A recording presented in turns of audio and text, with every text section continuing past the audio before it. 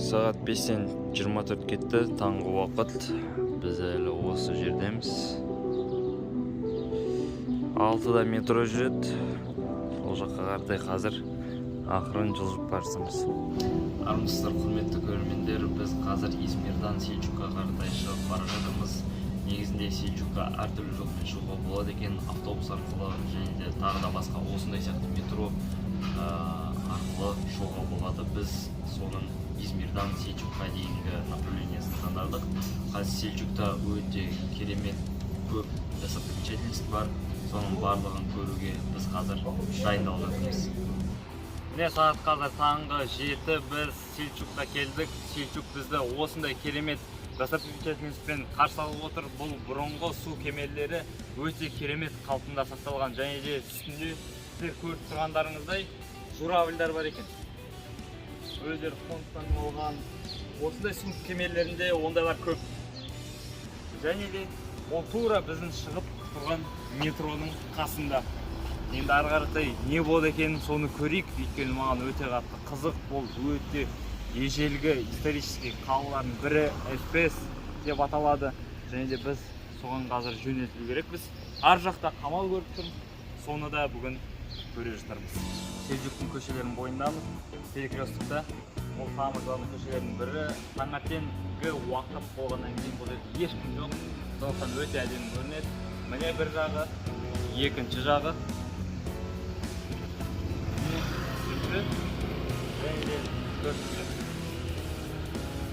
Мынау Зират банкасы. Оларда банка деген, біздікіндей банка емес. Оларда банка деген банк. Міне біз қамалдың кіре беріс жағына келдік. Өте үлкен қамал екен. Барлық қамалдардың көрген ішіндегі ең үлкені осы. Қақпаның өзін қараңыздар, биіктігі қандай. Керемет. Селчук қаласында орналасқан өте мықты священный Ионның осындай керемет шіркеуіне келдік. Осы жақтағы кірістен осы жерге. Ол керемет сақталған шіркеуді қараңыздар, өйткені бұл жерде Святой Иоанн болған, және де осыны өзі основать еткен, және де осы жерлерде жерленген екен. Святой Иоанн жалпы ол Евангелияны шығарған өте мықты кісі, және де Святой Иисус Христостың ең любимчигі болған екен. Осылай біз қазір бірден осы шіркеуге де, ар жақтағы замыққа да кірдік. Міне қараңыздар. Шіркеуді бірден барлығын қарап шығайық. Бірақ шіркеудің мына жақтарында қызық грек монументтер тұр. Бірақ мына жақтағы құрылыстың барлығы шіркеудің құрылысы болып саналады екен. Мына монументтер жақсы сақталыпты. Бұны қайта құрғанға ұқсамайды. Барлығы өз орындағыдай сияқты. Бұлай үйдің орналасқан көріп тұрмыз. Немесе осы шіркеудің. Міне бұл жақта барлық ақпаратты жазып тұр. Иоанның осы жердегі өмір сүріп, және де осы жақта өзінің ісін жалғастырып, Евангелияны осы жерде жазған туралы айтылған екен. Мына жерде керемет осындай көріністі де көріп отырсыздар. Руна жазулары бар екен.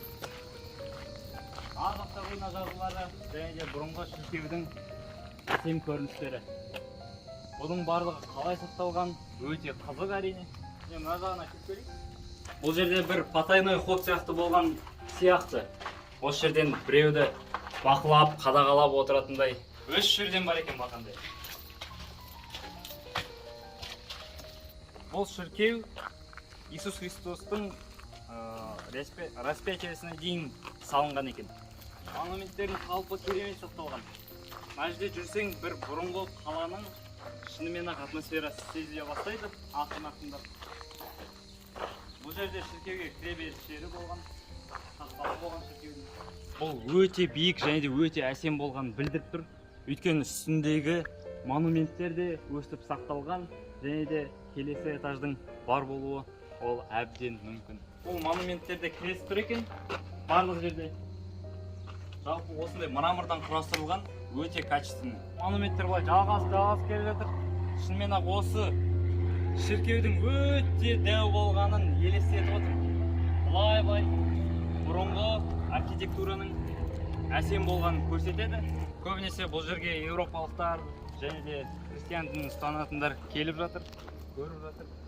Өйткені бұл жақта тек қана Святой Иоанн ғана емес, Дева Мария да осы жерде ең соңғы күндерін өткізген екен. Иоанн шіркеуінің қасында тұрған осы мешітті қараңыздар. Ол бұрынғы үлкен мешіттердің бірі.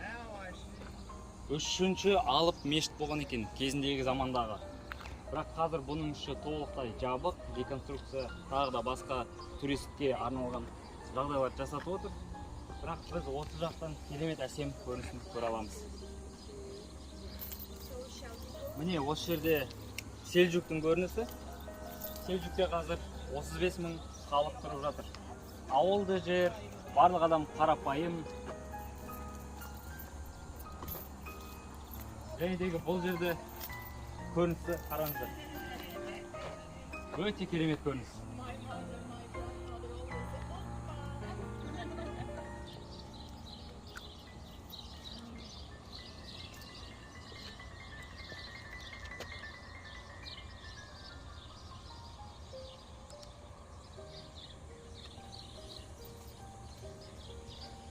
Міне Святой Иоаннның жерленген жері.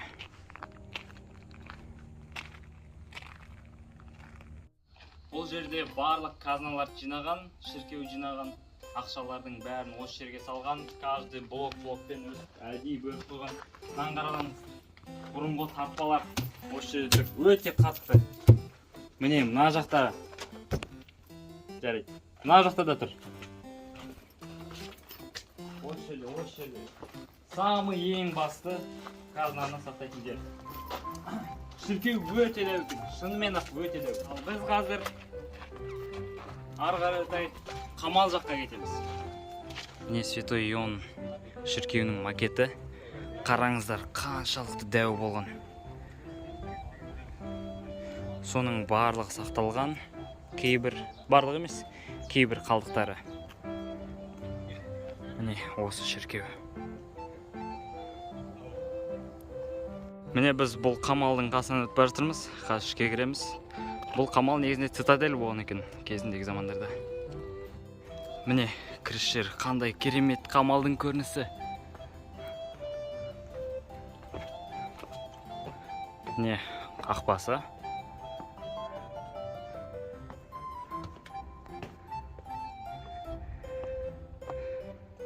Міне біз қазір цитадельдің ішіндеміз. Бұл жерді кезінде Александр Македонский жаулап алып, қайтадан реконструкция жасаған, одан кейін римляне, одан кейін тағы да Осман империясы қайтадан бұл жерді жаулап алып, анау жерде тұрған мешітті салған болатын.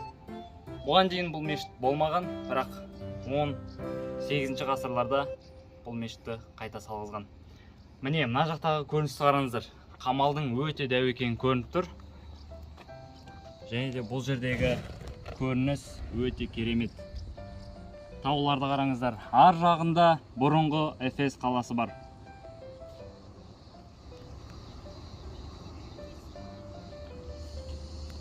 Ал енді наяқтап түсейік.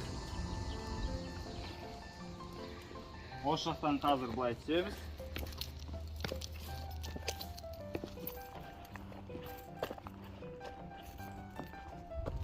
Он 12 мұнара бар екен. Және де 4 шығыс кіріс жағы бар. Бір қақпасы батыс, бір қақпасы шығыс жағынан, бір қақпасы оңтүстік және де батыс жағынан. Оңтүстік, солтүстік жағынан. Бұл бұрындағы құрылыстардың бірі болған. Бұл жерде акустика өте басқаша екен. Домалақ болғаннан кейін дауыс шағылысып отқан естіп отырсыздар. Міне қараңыздар. Бұрындағы ағам асырдайтын жер. Саған мына көрініс енді бұл жерде без комментарий деп айтса болады.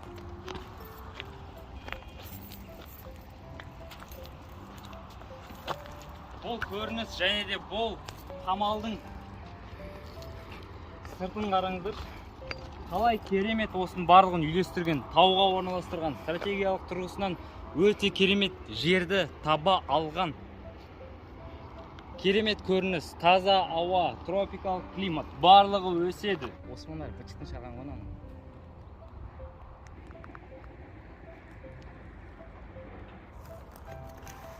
Міне біз мешітке де келдік. Бұл мешітті былай жауып қойған екен, бірақ біз өстіп ашып саламыз.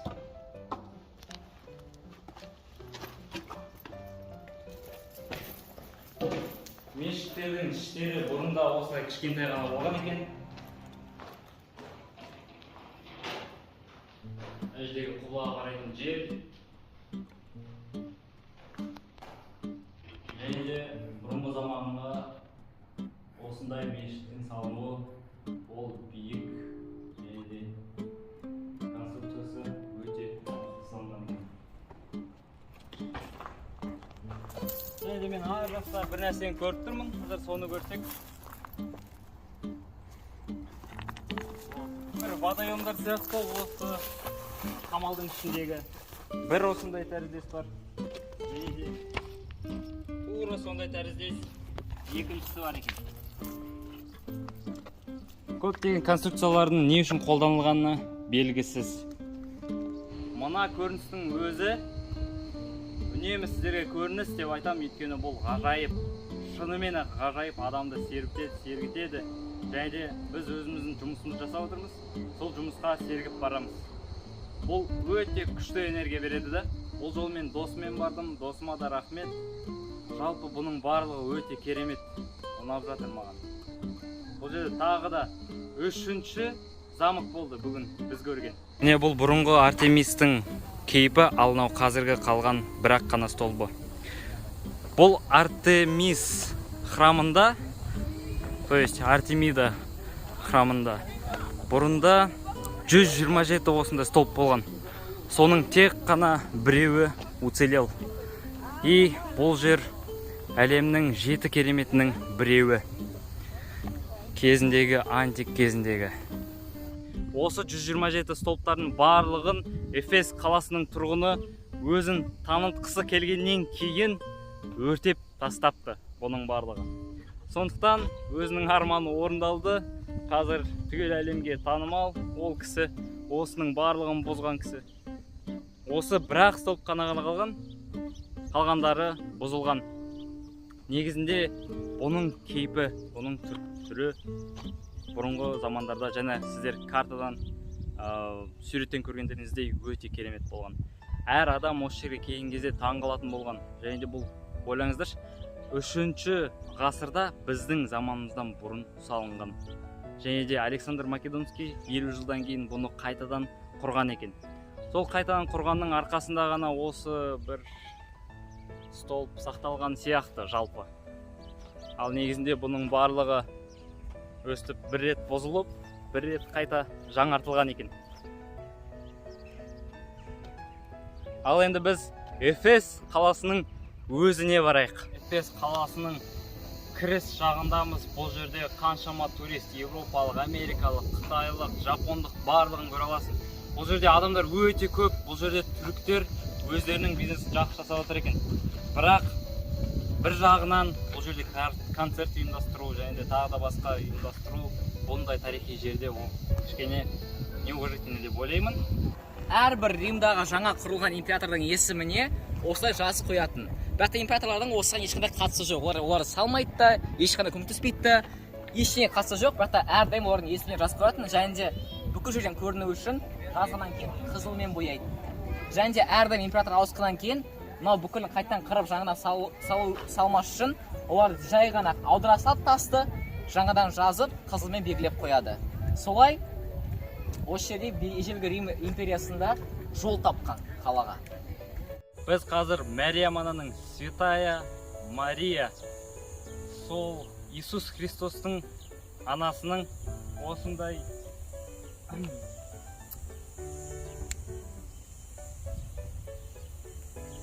Біз қазір Святая Маринаның Біз қазір Святая Мария Иисус Христостың анасының осындай шіркеуіне келіп тұрмыз. Мәриям ананың. Қараңыздар, бұның да ауқымы өте үлкен болған. 6-7 ғасырларда салынған және де орта ғасырлардан кейін қолданысқа ие бола берген. Мәриям ана соңғы күндерін осы жерде өткізген және де деректерге сәйкес келер болсақ, Мәриям ана осы жақтарда жерленген, яғни осы Селчук қаласында жерленген екен. Жалпы Мәриям ана бұл жақтарға Иоанн апостолмен бірге келіп, бірге осы оның бөлек бір шіркеуі бар, және де Мәриям ананың бөлек бір шіркеуі бар. Сондықтан бұл жер христиан дінін ұстанатындарға өте маңызды жер болып келеді, өйткені бұл жерде Евангелие шыққан және де жазылған. Адам өте көп. Міне бұл ең басты холл осы. Және де міне осы шіркеудің ең басты сыртқы алаңдарының бірі.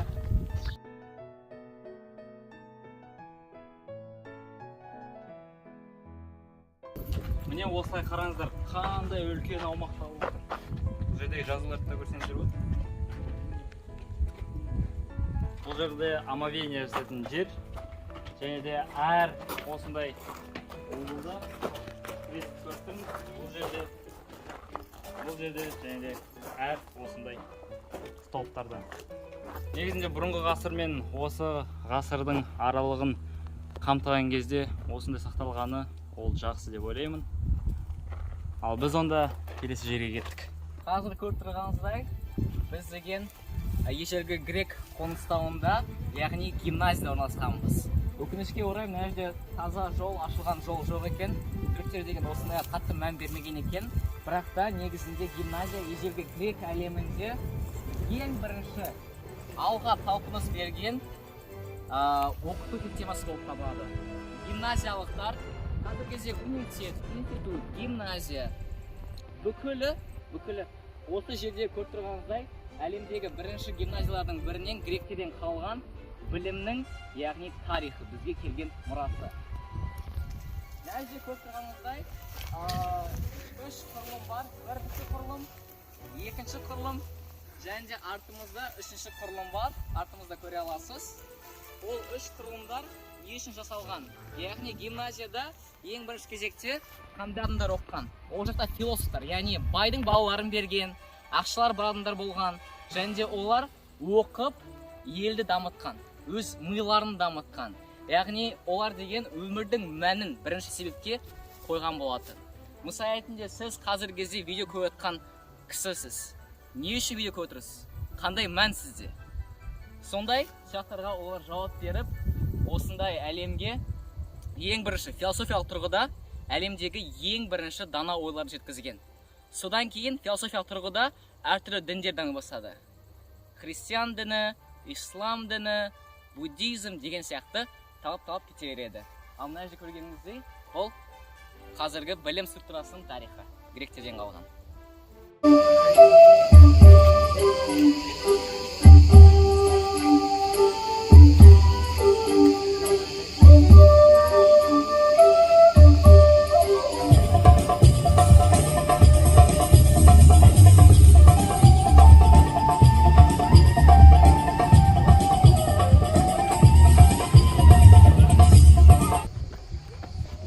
Міне, осы жерде ары қаратай шығуға болмайды екен. Міне біз ежелгі Эфес қаласының амфитеатрына келдік. Бұл амфитеатр соншалықты үлкен, мынаны қараңыздар ауқымын. Бұл жерге 27.000 адам сияды екен, және де осы жерде бұрында концерт, театральный ойындар және де тағы да басқа қызық заттар болған.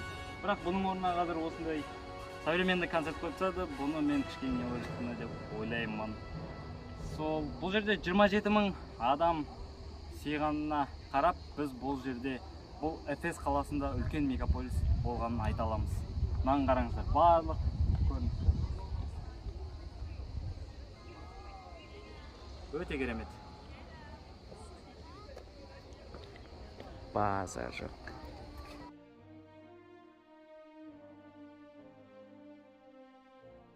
әлемдегі ең үлкен екінші библиотеканың бірі болған ежелгі уақыттағы осы құрылысты көріп тұрсыздар. Бұл құрылыс қазіргі тек қана бетіндегі қалпын сақтаған, бірақ өте керемет күшті, зәулім және де архитектурасы өте әсем жасалған көруге болады. Ең бастысы сол, және де туристтардың міне қаншама көп екенін де көруге болады. Міне біз бұл құрылыстың ішіне қаратай өтіп бара жатырмыз.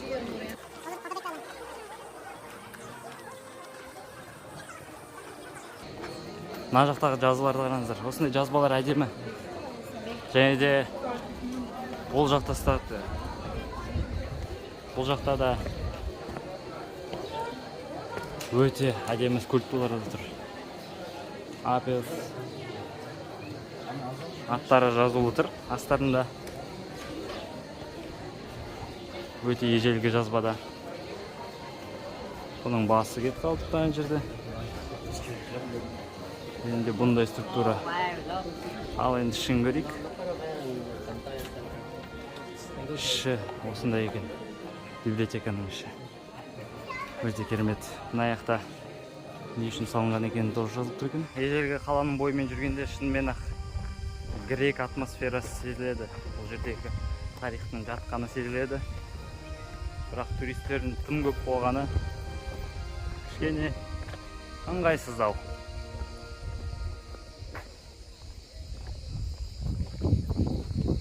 Міне бұл ежелгі Эфес қаласының осындай керемет көшесінің бойы. Қаншама құрылымдар болған, және де осы көшенің бойымен өстіп адамдар жүрген кезінде. Ал қазір осындай көріністе адамдар өте көп. Бұл жерге таңертең ертерек келіп алып өзің еркін жүру керек сияқты. Бірақ көбінесе бұл жерде туристер өздеріне гид жалдап, тур жалдап бұлай жүреді екен. Бұл жақта да бір храм. Көптеген храмдар салынған, көптеген құрылыстар, адамдар осы жерде тұрған. Осы жерде үлкен мегаполис болған. Жаңағы амфитеатрдан кейін оны бірден байқауға болады. Бұл жерде көп адамдар өмір сүргенін, өзінің істерін жасап, шаруашылықтарын дамытқан. Мына жақтары тағы да әдемі. Міне бұл жерде Геракл қамалы отыр. Гераклдың түгел жасаған істерінің көрінісі. Бұл жерде өзінің жалаңаш қолымен арыстанды өлтіріп, соның басын Зевсқа апарған мүсіні. Осы вороталар. Міне біз осы көшенің бойымен астынан үстіне қаратай шығып бара жатырмыз. Көше әлі қаратай жалғас келе жатыр. Осы үлкен қаланың осындай көшесінің ары қаратай да көрініс көрейік. Грек тарихының осындай ашық алаңда жатып бізге көрсетіліп отырған ол керемет. Бірақ адамдардың көптігі айта берем. Ол кішкене дискомфорт, және де күн өте ыстық екен. Бұл жерге шатыр алып келу керек міндетті түрде, және де суды көбірек алып алыңыздар.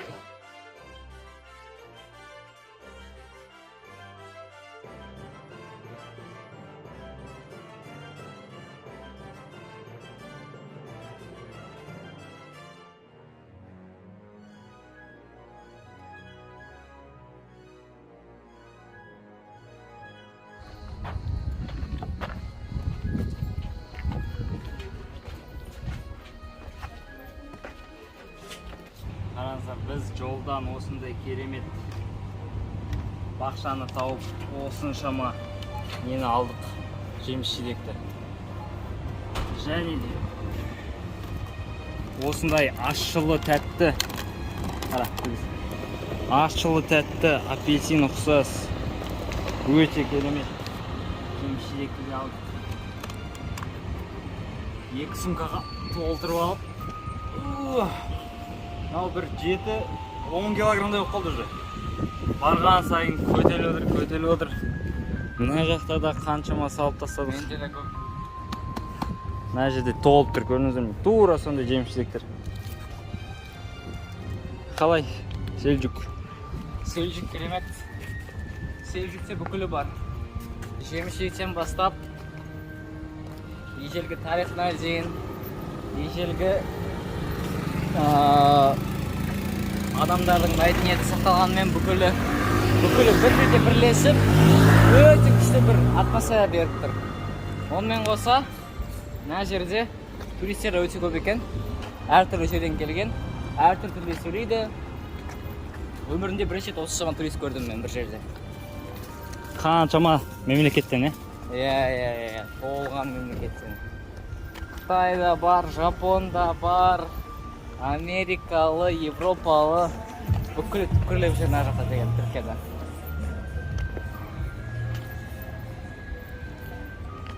Бұл болса Селжүктің автопаркқа дейінгі апаратын көшесі. Міне біз Селжүк қаласын толықтай аралап шықтық. Антик ғасырларынан бері сақталып келе жатқан осындай әлемнің бір кереметінің бірін көрдік. Селжүк қаласының ежелгі Эфес қаласын көрдік. Және де осы жердегі тарихи көптеген заттармен таныстық. Осы Селжүк қаласына көптеген рахмет айтамын. Осы шапканы осы жерден күшті бағаға алып, осы видеодағы ең керемет бір жаңалықтың бірі болды десек болады. Осы шапканы таба алмай жүргем осындай. Именно осындай түрін. Маған Селжүк өте қатты ұнады.